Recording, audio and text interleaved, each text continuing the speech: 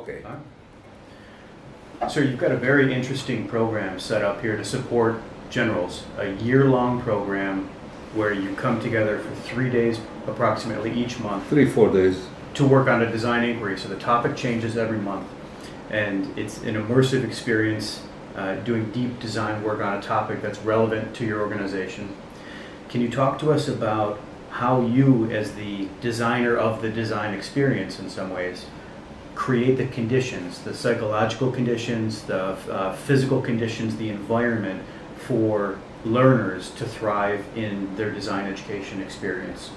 What's important in terms of designing the space for them to think? Well, first of all, yeah, there are some general issues, and there are that very much concern or relate to every experiment they are conducting, learning experiment they are undergoing in the course of this one-year expedition. But there are also some, every experiment has a thematic focus. So thinking in terms of a specific theme, geographical context, demographic context, economical, you also have to pay attention to certain issues and cover them. So, as I told you yesterday, generally the course is divided to 3 stages. We call the first stage, by the way, this preparation, this division, this way of organizing the course is very much the way we train, educate, qualify special operators.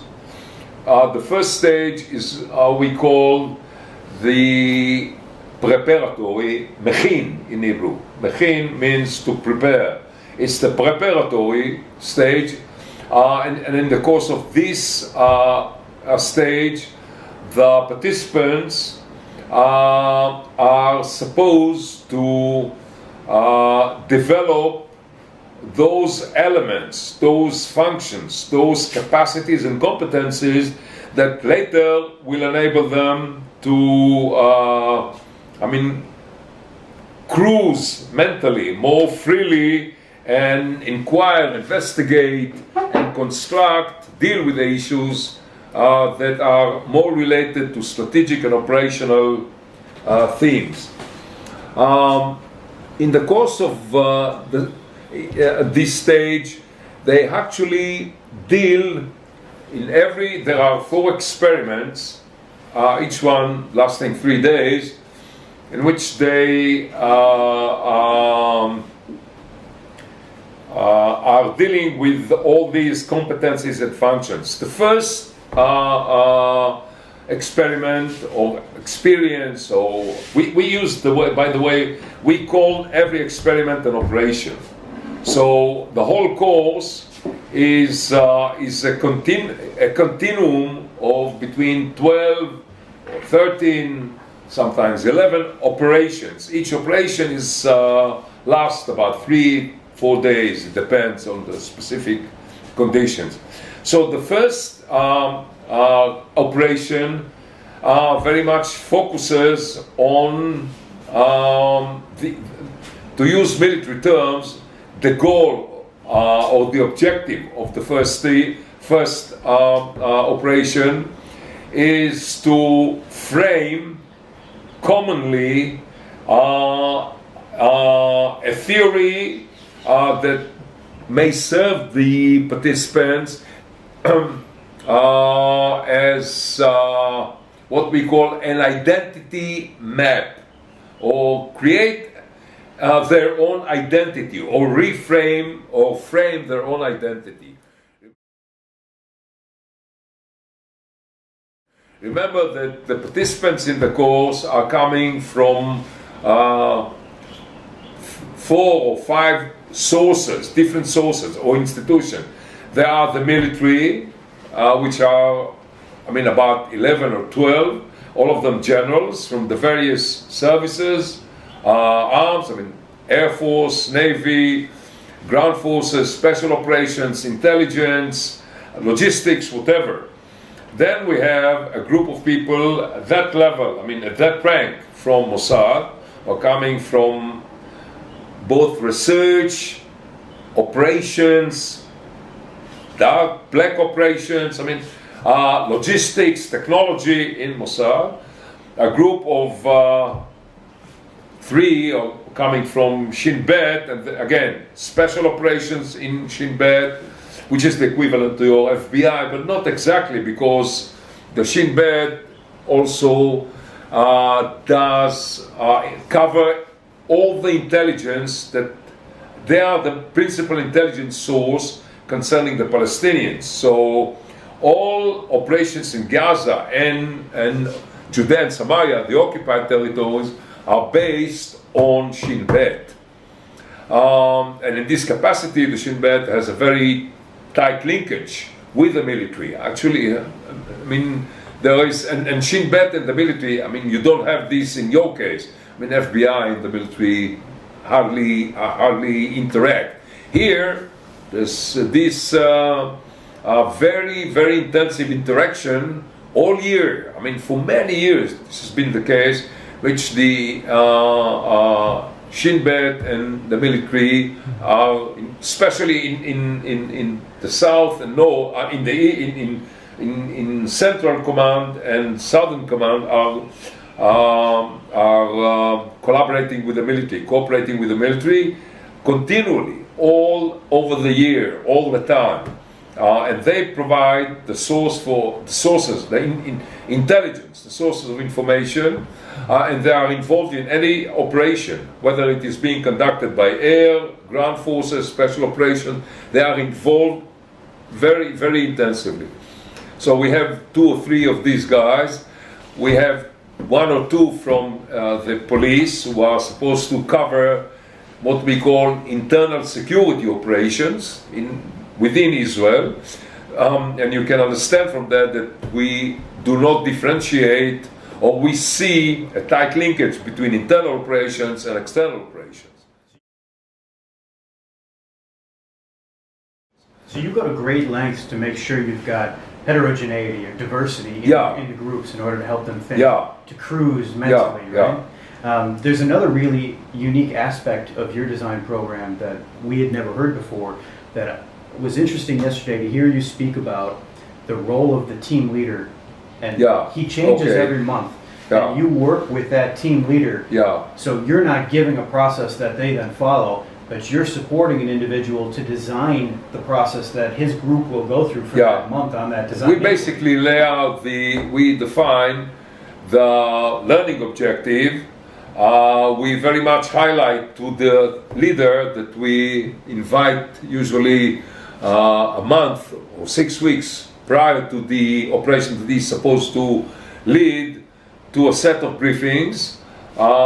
We very much define the objective, highlight the challenges that he mainly cognitive challenges. We don't very rarely speak about social or other kind of challenges. And then we, together with him, give him some ideas how to construct the program. Then he goes back to his job, he thinks about that. He may very much approach graduates from previous courses or friends.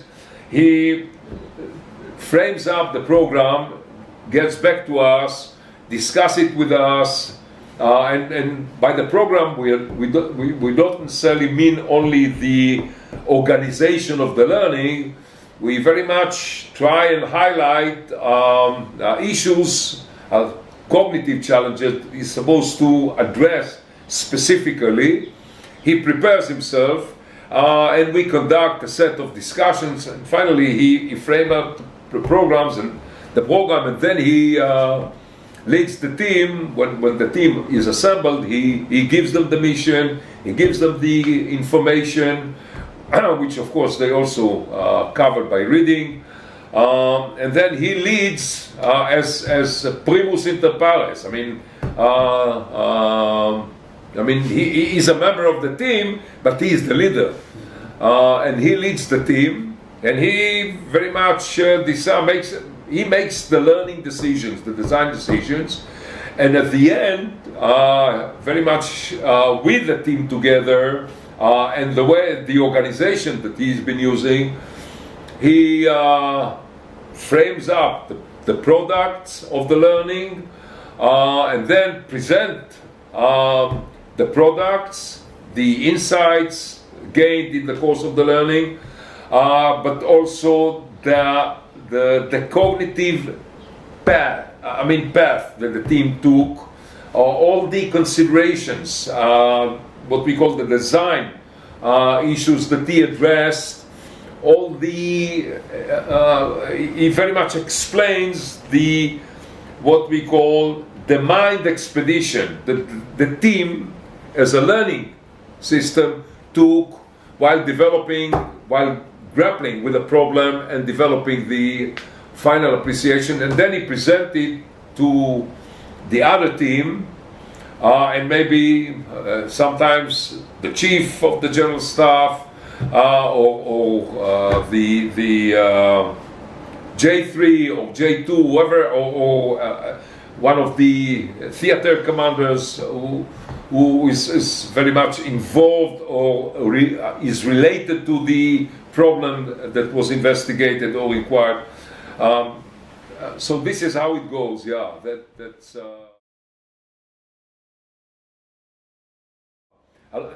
All the emphasis is laid in our system. The emphasis is laid on the participants, not only in the sense of usually when we think about learning, we think about a guy who knows, is the expert, and is supposed to provide the students, the participants, with his knowledge, give them or transfer his knowledge to them, and they are supposed to digest the knowledge and then make use it in a way. That's not the case in our system. In our system, the knowledge, everything, the way to achieve the knowledge and the knowledge achieved are being, the meta knowledge, knowledge about knowing, and the thematic manifestation of the knowledge are being created by the participants themselves. And we do it because that's the way a general is supposed to, when a general functions, that's the way he's supposed to function. So he may address experts, but at the end, it's his decisions. And decision making is not selecting one way, one opinion. It's synthesis. Decision making is about synthesizing, getting to a higher level of understanding, which implies that you have to do the thing yourself.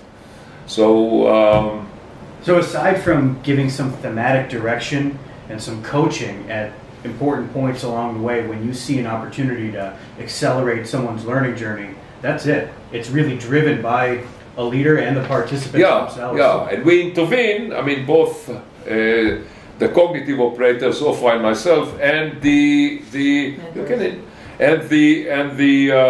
mentors intervene whenever an opportunity for learning occurs in the past, and this can happen either when the team gets stuck, or the team have performed so successfully, so brilliantly, that they are not even aware of what they've done. So we usually intervene, and sometimes we want to, we see that the team has been taken a certain path, and things always occur because the team is heterogeneous, and you can never really predict how a learning team will function. And when we see that we sense some kind of opportunity, because we usually throw a question or a remark, and the team, well, sometimes they decide to ignore it can happen. That's the name of the game. Sometimes they decide to ignore what we tell them. But most of the time they pay attention, and if that's the case, you have to overcome your frustration as a cognitive operator. It can happen. These guys are not regular students. They are generals who are actually trying to become better generals by practicing a way of thinking that they haven't been really familiar with, haven't done before. So sometimes they ignore. I would say 50% of the time they listen, scratch their beards, and take a path, and then you have to let them go. Again, see where they're going, try to very much foresee where they're going, and wait for them in an ambush. So it's that's a wonderful answer to the ways in which you can create space for that learning to happen. Thank you.